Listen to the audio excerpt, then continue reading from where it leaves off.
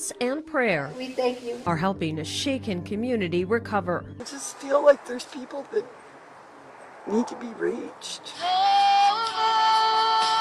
A small vigil was held in Kerrville, Texas Saturday night for the victims, including at least 27 campers and counselors at Camp Mystic. You can't fathom what people are going through that have lost those little girls. Kerr County officials announced 7 more bodies were found.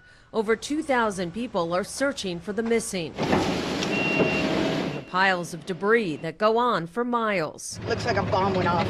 Local resident Marcy Heap is volunteering, helping the search teams combing the area along the Guadalupe River stay fed and hydrated. A few days ago, I found a little flowered necklace wrapped up in a tree, and it got me.